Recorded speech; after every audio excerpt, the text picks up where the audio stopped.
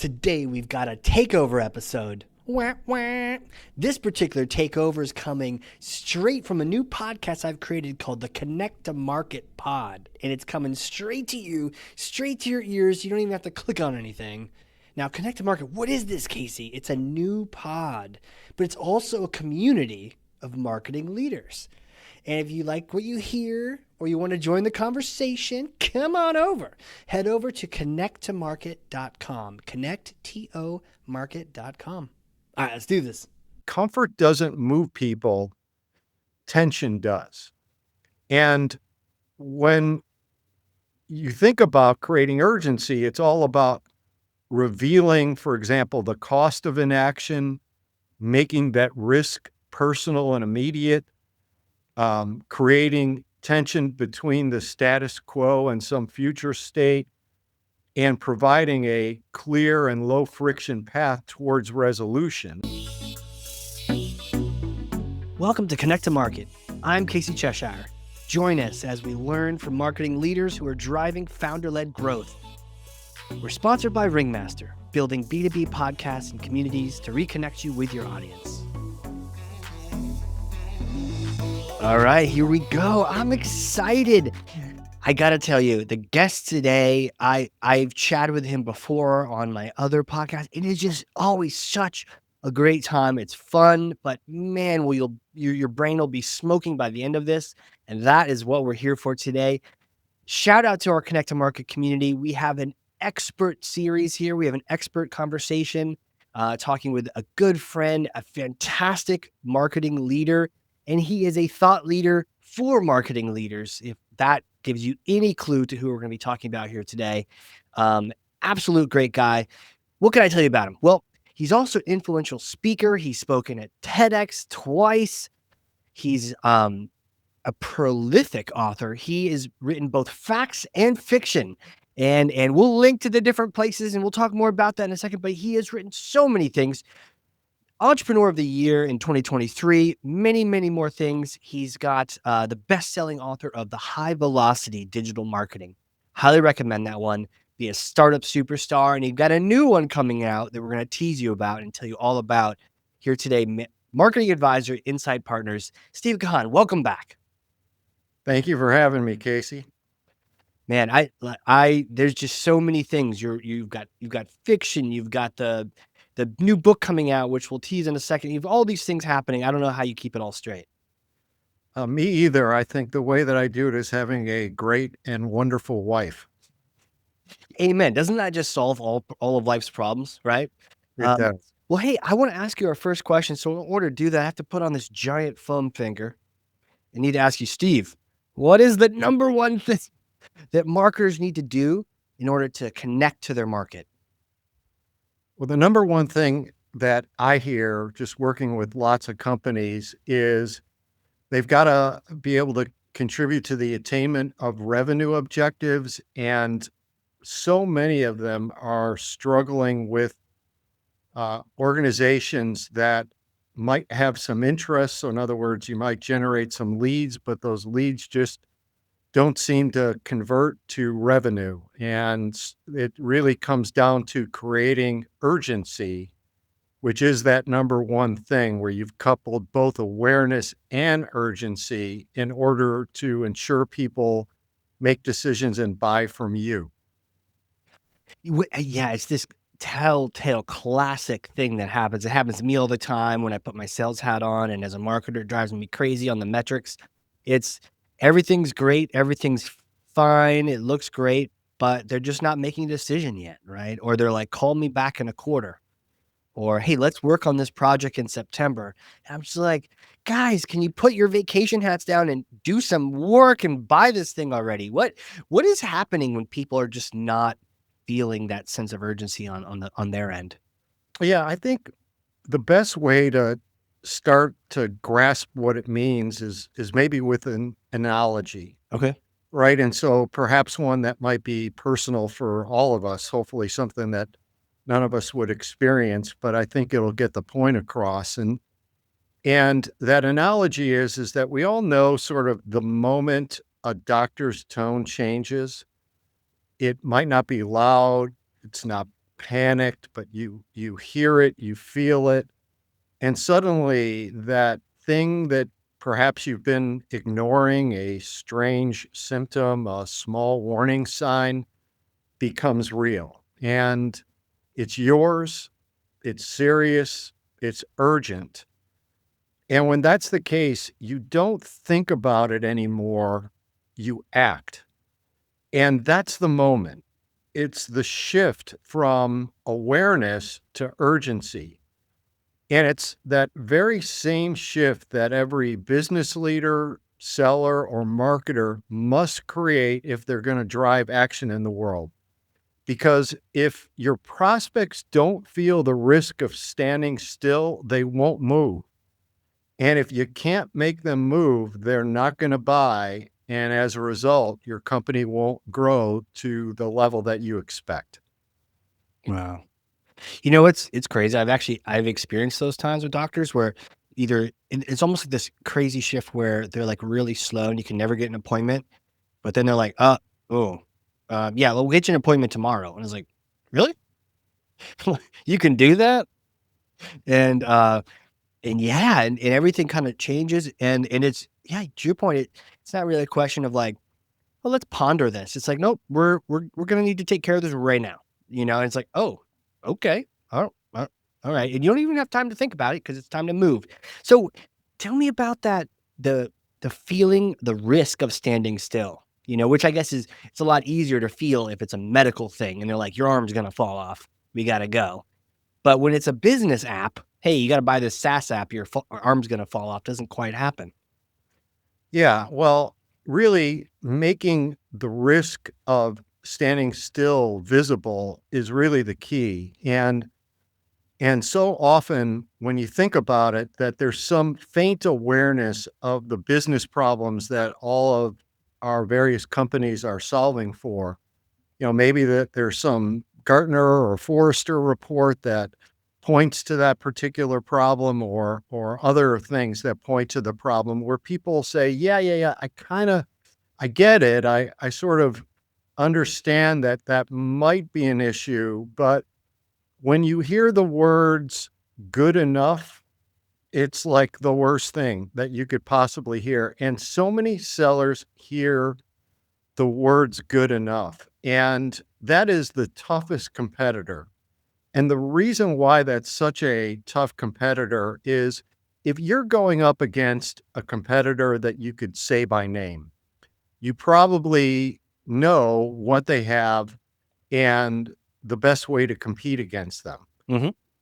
But good enough is really hard to compete against because that could mean anything that the prospect wants it to mean. It's so vague and it's hard to compete against this. And so really what our job is as great marketers is to be able to demonstrate to them that good enough actually isn't, and that they've got a burning problem for which they've got to take action. And that really is the key, is getting at some sort of action catalyst that gets a buyer ready to move and hopefully to move on your solution.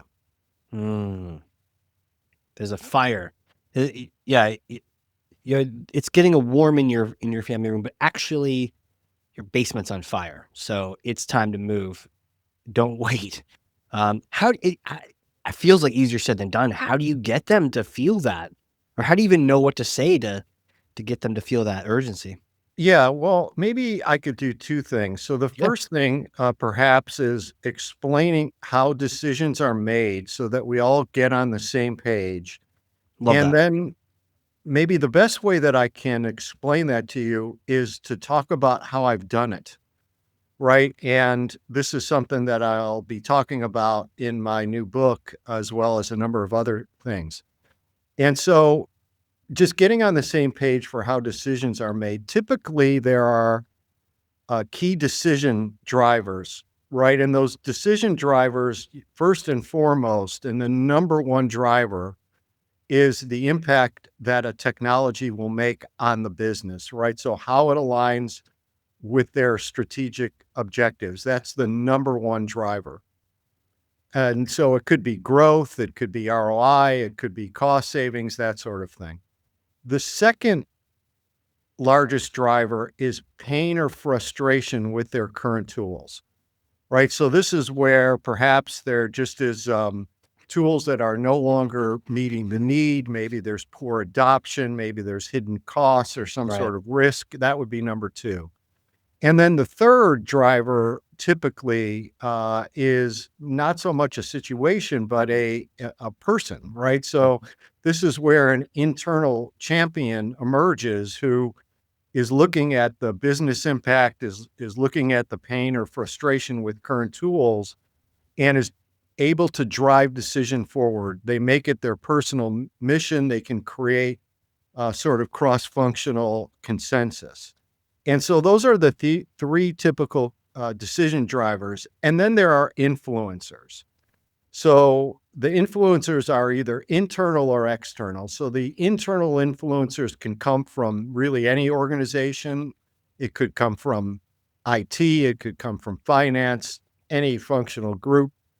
And of course, that influence would vary based upon each organization. And then there's external influencers. So this could be the analysts such as Gartner, Forrester. It could be some benchmark that they read. It could be a partner that they work with, a Yeah. VAR, a consultancy, or a vendor, right? So a number of us who work at SaaS companies could be influencers influencing those internal influencers as well as the internal champions. So there's key drivers, there's influencers, and then there's all of that goes up against the buying process. Mm.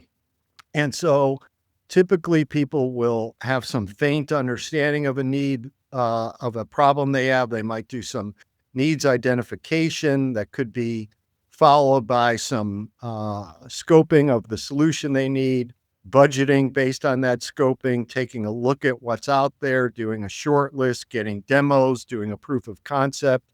And then unfortunately, a lot of us think that we have won when we've told we've won that proof of concept. And then there's oftentimes negotiation, budgeting, security, and so on. Hmm. And so you've got drivers, you've got influencers, right? And then you've got this oftentimes maddeningly slow and complex buying process.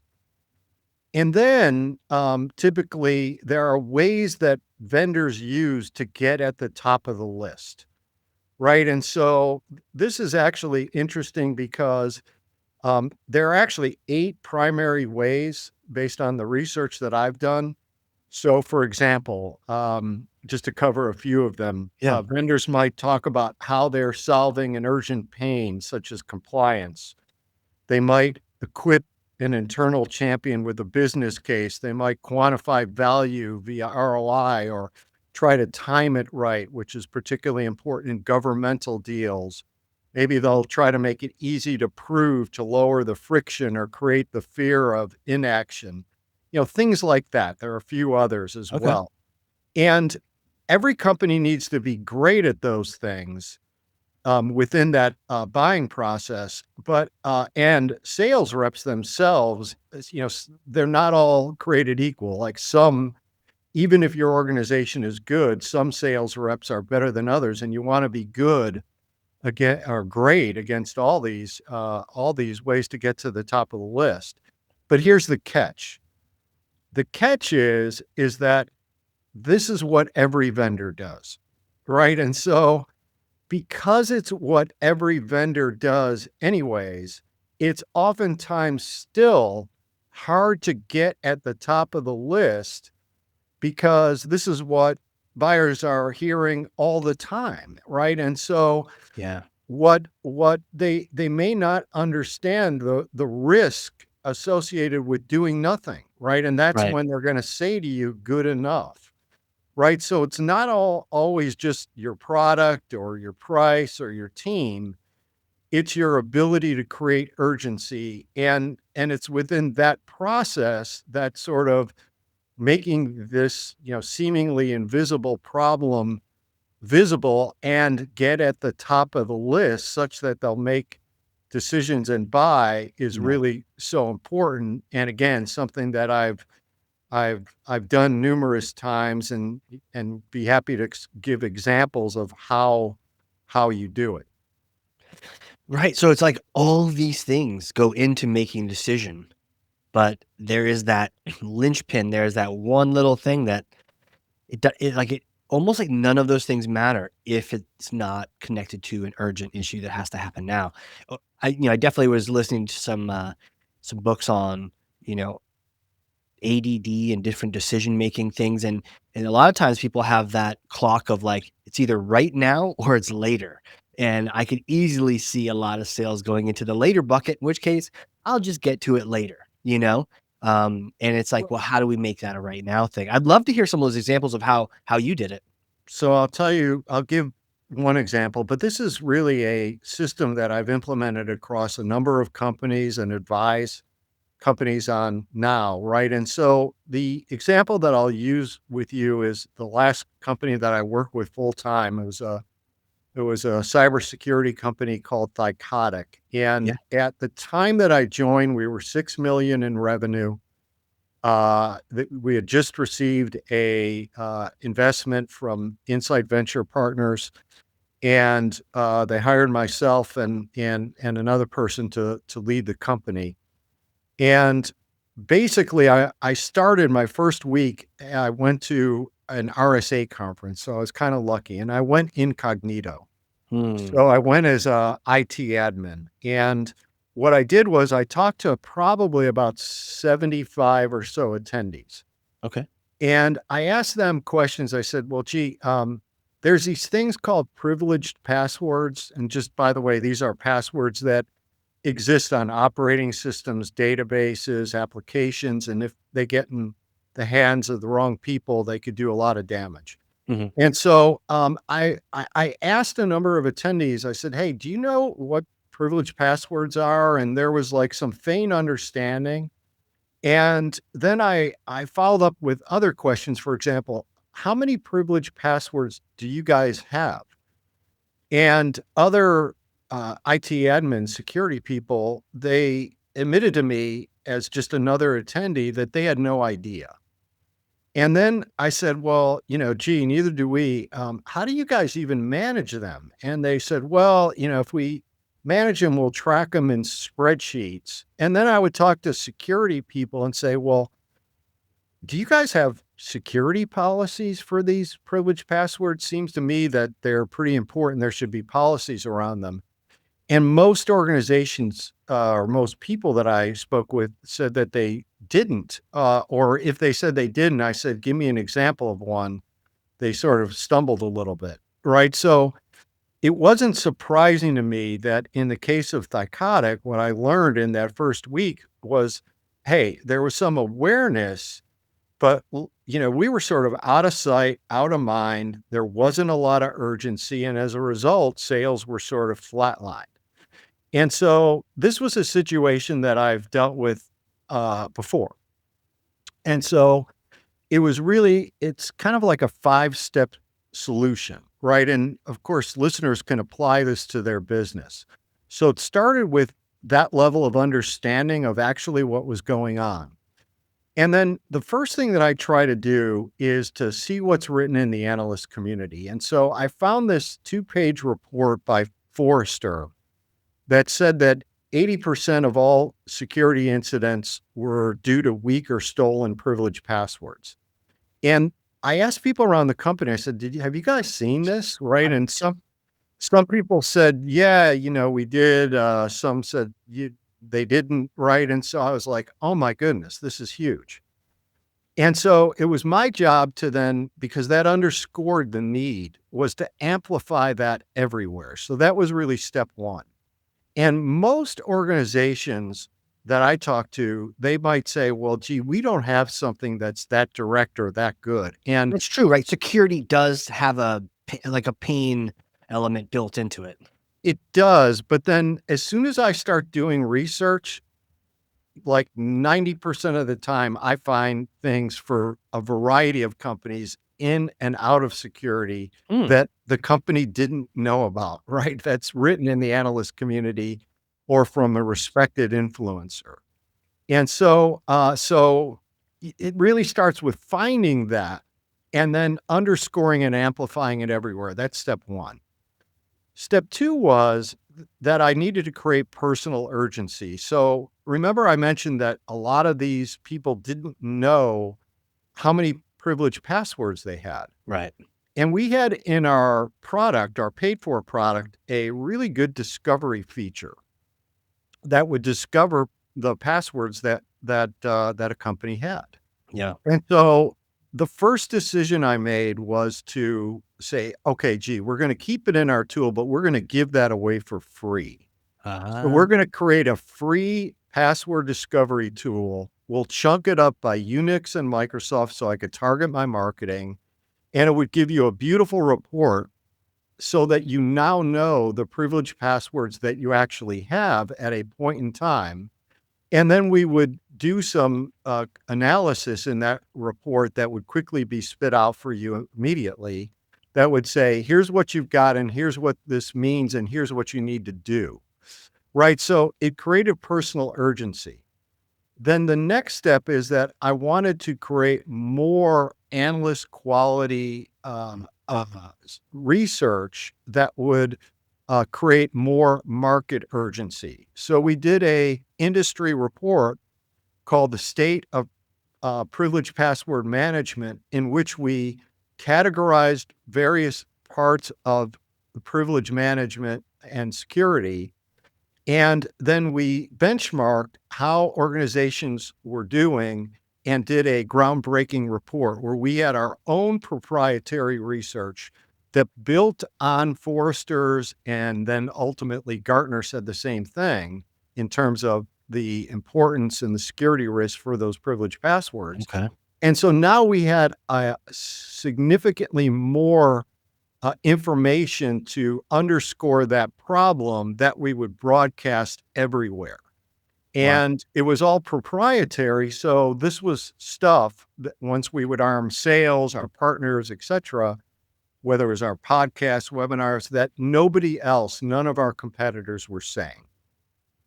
So we amplified the analysts, we created personal urgency, we created market urgency, and then we created more personal urgency that would enable a buyer to use as ammunition to justify a purchase. Right. So we created a tool called the Privileged Password Security Benchmark, which mirrored the categories that we did in our industry research report, where someone could come to our site, answer some questions. It would take about 7 or 8 minutes, and they'd get a grade like they're in university, A through F, in the various categories and overall. So now they had a grade of how they were doing. Mhm. And because we collected information about the size of the company, the industry, and the geography up front, our Mhm. first nurturing email was, gee, would you be interested to see how your results compare to your industry peers? Yes. Right. So we were immediately following up with great information that they were clamoring to get their hands on. So now they knew how many privileged passwords they actually had. We were amplifying the analysts and other information that we went and built. We then gave them the ability to get a grade. Gee, I'm getting a D, and we compare unfavorably to our peer group. Yep. So it was more measurable personal urgency. And then the final step in the system was aligning buyers. So if you recall, as I mentioned at RSA, that a lot of the security people, whether it's CISO or our VP of IT security, they really didn't know what security policies they should have Right. for their privileged passwords. So we built out those sample policies for them. And we linked them or aligned them with a number of regulations and marketed them based on the regulations that a company might be subject to. Right. And so what this did is aligned our internal champion, which typically was the IT admin, with a big time influencer, which was the person in charge of IT security. And Mhm. all fingers were pointing to Thycotic, right? So Right. that system of amplifying the analysts, creating personal urgency, market urgency, making that personal urgency very measurable to help them to justify investments, and then linking influencers and internal champions was that system. And then really everything that we built that would be sort of our content went and existed within that system. And what's interesting to me is that I looked a few weeks ago at the company that ultimately bought Thycotic for 1.4 billion. It's a company called Delinea. And two of those tools, the password discovery tool and the policy template Yeah. that we created in 2016, is still available and therefore producing on their website right now. So almost a Wow. decade later, these tools are still producing really good leads for them. So when you implement this system for creating urgency and you create really great content, you don't need to refresh it or change it. For example, next quarter, I mean, these things are still producing a decade later and contributing to their revenue growth. Right. Right. Huh. I'd love to, it's like a challenge, can I throw a boring industry at you, or maybe not a boring one? And maybe we can hypothesize how we might, um, find that urgency, or find the, like if you were like the head of marketing for a day, accounting, right? Accounting, B2B, strategy, accounting, bookkeeping, taxes, all that kind of thing. Is there a, it seems so vanilla, you know? How how would you create, because that also seems like I've even told someone who was like, "Oh, do you want a bookkeeper?" I'm like, "Hey, I'm good enough." I've literally said that. Yeah, well, I think it starts with understanding, much like what I did, the pains that actually existed, right? So I think it would be talking to people such as yourself to really understand the pains. Perhaps maybe the bookkeeping itself is just fine, but maybe, I mean, I'm just making something up here, that that the retention of the records associated with the bookkeeping is a big pain, particularly for tax purposes or for reasons that people might get audited in at some future date, and maybe the bookkeepers do a good enough job, but they're not retaining records, or maybe they're not up to speed with some of the latest deductions that you might be subject to, and or maybe there's some game changing way in which you could reduce your costs of a traditional bookkeeper by incorporating AI, right? So to me, it really starts with understanding what are those pains, right? I'm sure there's a lot that is written within the industry of what people are frustrated with respect to current bookkeepers. And then on the basis of that knowledge, much like I did, is how do amplify some of the whether it's analysts or it's just influencers or what's being written within the space, or how you're creating urgency to ultimately expose and reveal that pain, and then ultimately sell to it. Because at the end of the day, much like what you're saying, is that, and this is the key for a marketer, is that what you've got to do is you've got to create constructive discomfort.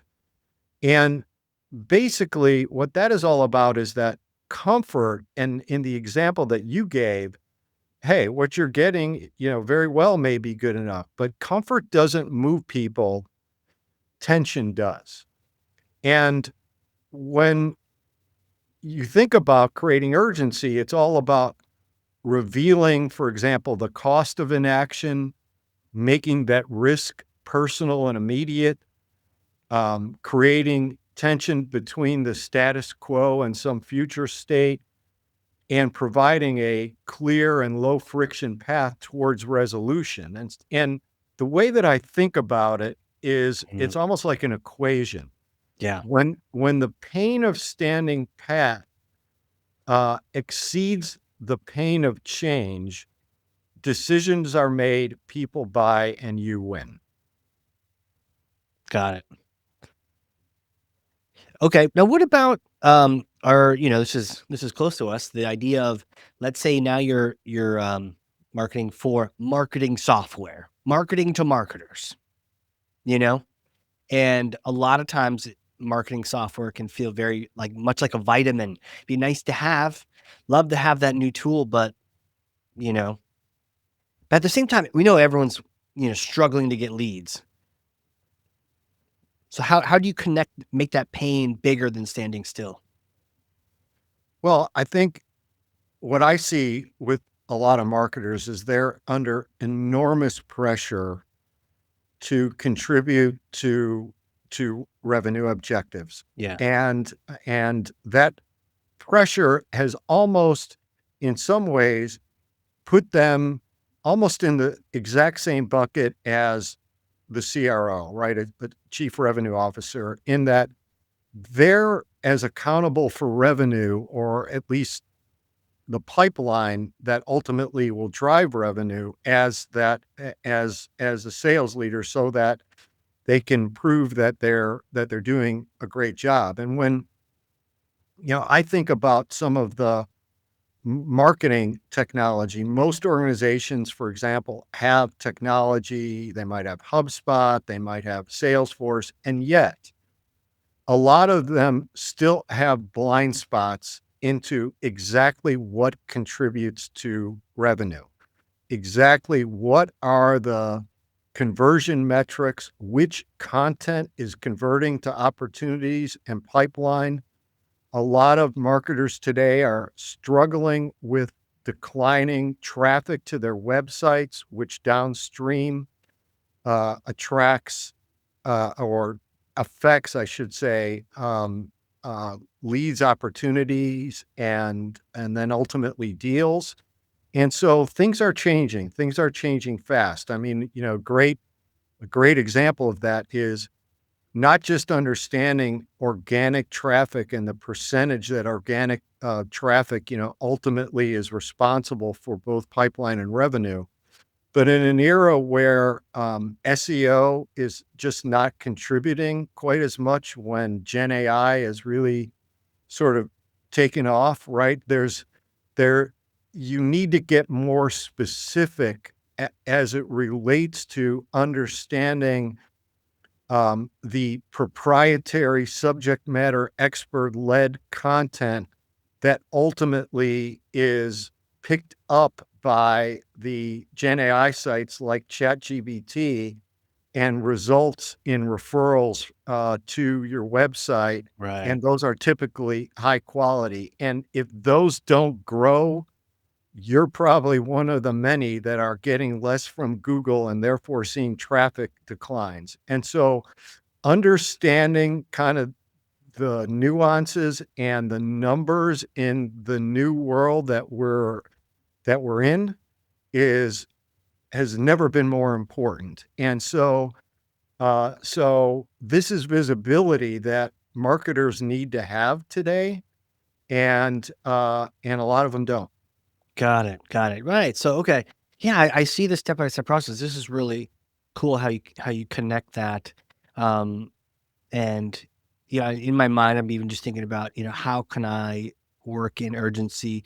You know, I guess what a good question would be like, it sounds like urgency isn't just a sales tactic. It should be on the marketing side as well. We like the whole team should be addressing this challenge.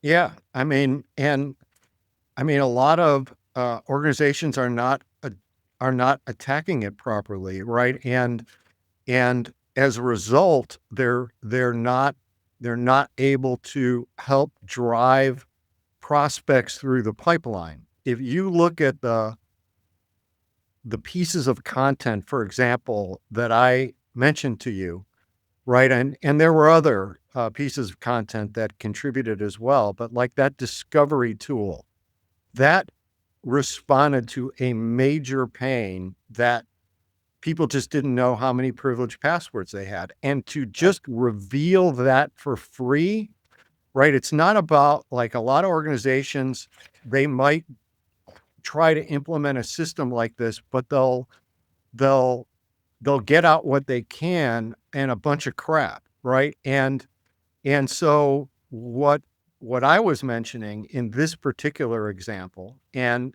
this exists for every company, Sure. is real value, right? So like in the case of that discovery tool, that was huge value for just learning that, right? And knowing For what sure. you had at a point in time, and even getting instruction from us, should you want to manage your privileged passwords manually, here's what you need to do. Now, most organizations didn't want to do it, but we gave them that information as well if they wanted to, right? And that self-assessment was really valuable, or the actual security policies was really valuable. And then taking the extra step of mapping them to a variety of regulations so that they could show how they're helping to achieve compliance. All of this was super valuable, which is why we had so many high quality leads, right? And so, making the, invisible, if you will, visible is really about doing it in a way in which you're not delivering almost marketing BS, but you're really responding to that big pain and delivering tools and content that directly address them, which then position you so well. And what it Mhm. does is, from a marketing perspective, is once you then train your sales force and your partners on what the output of the discovery tool or the grades that someone would get in their self-assessment actually mean, right? Now they're able, think about your sales reps. Like, we had a lot of young, pushy sales reps at Thycotic, and believe me, we wanted them to be that way. But we taught them to follow up in a consultative way, which was, look, hey, what grade did you get? Where didn't you do well? Right. And Yeah. so this really enabled our organization, right from the marketing perspective of training sales and partners, to differentiate our approach to follow up vis-a-vis our competitors, in that, look, they were pushy and aggressive too. And we were perceived as, hey, we're just trying to help. So how many privileged passwords did you find? Like, is that a problem for you? Hey, what grade did you get? Where did you do Yeah. well? Where didn't you do well? Would you be interested in learning how we can help you? Right. And more often than not, that accelerated the velocity of our leads into opportunities, and then ultimately our opportunities to deals, right? And Mhm. so this system worked remarkably well, and it's the same system. You look at so many companies, number of listeners, like, if you just take a step back and say, gee, how could this apply to our business? And you go meet with a number of your prospects to find out what their challenges are, or you talk with your very smartest techies or SEs and get them to say, like, if we had a free tool that would be the most valuable to our prospects in the industry, what would that be, right? And then, Yeah. of course, have them tell you what the bridge to business is, so that they come up with something that actually relates to your business so that it impacts revenue. Now you could apply this system to your business in ways that will really contribute to pipeline and revenue. Right.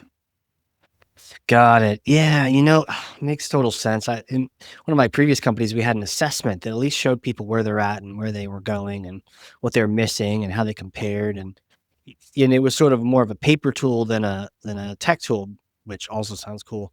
But just something to kind of give. But it was helpful, and it wasn't like a trick. It was something that would really help people understand where they're at. Yeah, I mean, I was working with the organization just this week where, I mean, similar for them, they're in the Microsoft 365 tenant security space. And in their case, there's analyst reports talking about how um, that breaches to cloud is really responsible for a lot of security incidents. Gartner is talking about that. Right. And that having improper configuration is really what leads to it. And so, just using that example and then saying like, okay, is there the potential for a misconfiguration discovery tool? How do they do research around the state of, for example, Microsoft 365 tenant configurations? Is there a way they could do a self-assessment and grades and compare to peers? And what should the policies be around Microsoft 365 tenant configurations? Do organizations understand that? My guess is no, right? And so this is an example of applying the system to another organization, and they're seriously considering it, and I think it will work wonders for them. Yeah, man, that's fantastic. Where do you start? Like, what is step one? Chapter one? Maybe not chapter one. There's a lot of chapters, but like, what is step one for someone who hasn't given the urgency that it needs? Like, where do they begin? Well, you have to understand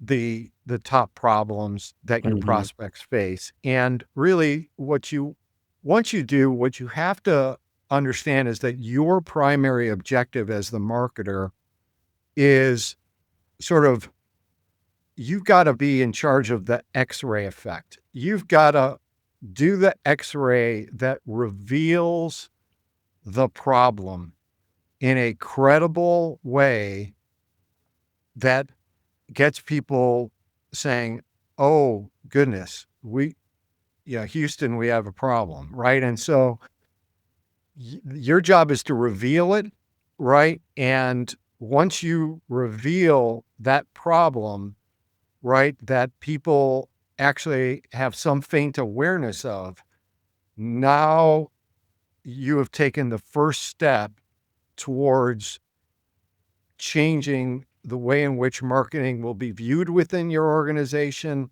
because you're taking a more leadership to get more at bats for your company to win more deals and grow revenue faster.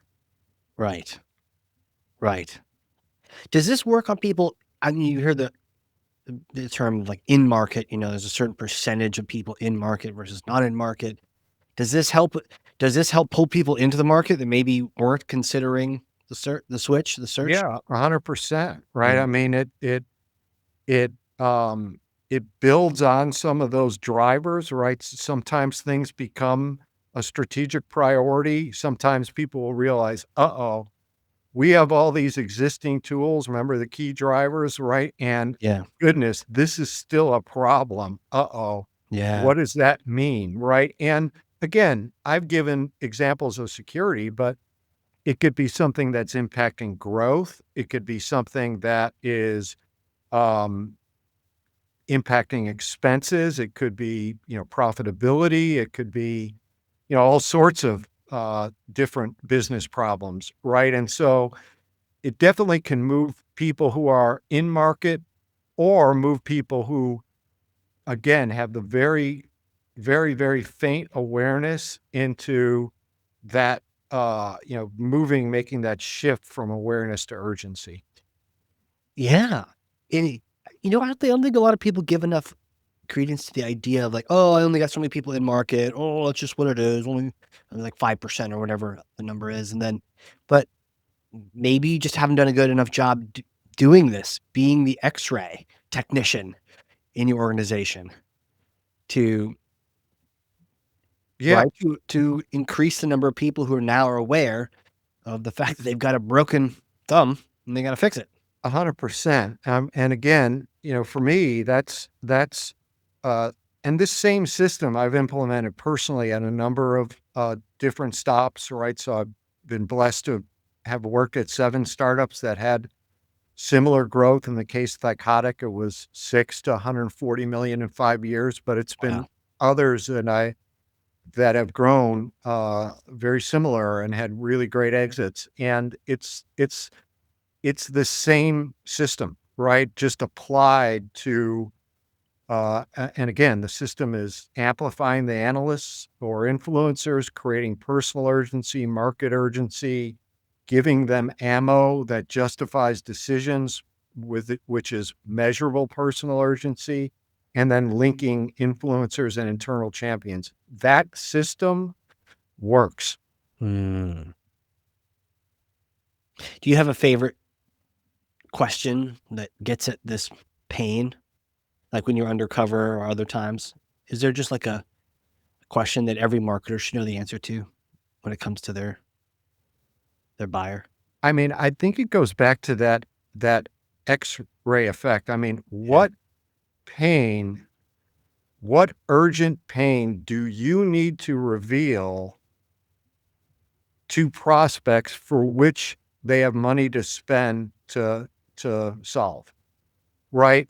Or if that second piece isn't there, the for which they have money to spend to solve, of uh, where you're at least revealing that X-ray, that pain, so that you're getting more at bats for then sales to qualify whether they can find the budget in order to solve for that pain.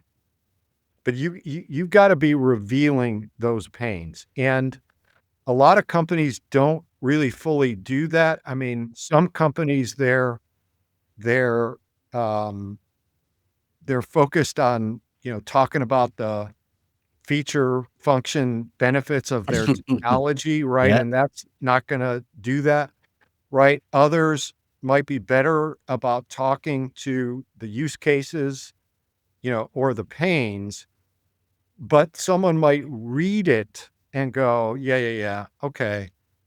Yeah, that's not us," right? And so, but going at that free tool, for example, the discovery, there was no question whether it was you or not, right? I mean, Right. we revealed to you that you had lots of vulnerability and you could ultimately choose to do nothing with that at your own peril, right? But a lot of people bought. Yeah. Man. Steve, this is so powerful. Where can people get in touch with you if they want to reach out? And also, is there a way to pre-purchase that book?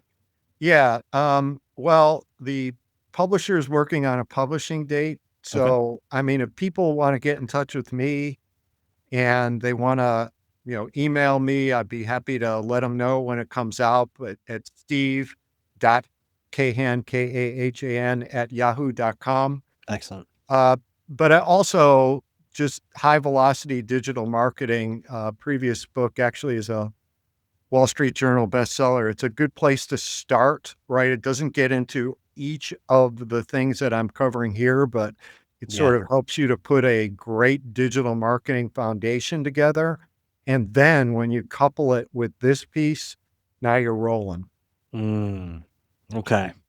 Man, this is good. And for the Connect Market community, we will definitely uh, give a shout out to the whole community when that book goes live. So let's make sure you and I stay in touch on that too, because when it comes out, we'll have a party. We'll have a little book launch party for you. Yeah, safe to say the publishing industry, if I've learned one thing, doesn't have the same urgency as SaaS companies. Well, geez, hopefully they'll read your book in the process of printing it and maybe light a fire under them a little bit. Yeah, Yes. maybe. And well, Steve, thank you so much for coming on here. I feel like this has been a masterclass in urgency, and I urgently now need to go and think about the steps I need to take and the understandings I need to get so I can make this happen. But some great things, that idea of the risk of standing still and needing that pain to be higher than that in order to make people move. This was fantastic. So thank you so much for coming on here. You bet. Thanks, Casey. All right, everyone. If you learned something too, I need you to share this thing. Definitely listen and definitely share and shoot Steve a note and get on the list so we can get his book. But I know I learned a bunch. I got literally 2 pages of notes over here, front and back. Well, then share this with somebody else if you did too. And with that, Steve, thank you again. Thank you. All right, everyone. This has been a crazy cool, very exciting episode of the Connect to Market Pod. We will see you all next time. And that wraps up another episode. Thank you for joining. For show notes and other episodes, visit us at connect2market.com. Connect to Market is sponsored by Ringmaster, creating podcasts and communities that create relationships, generate revenue, and drive growth.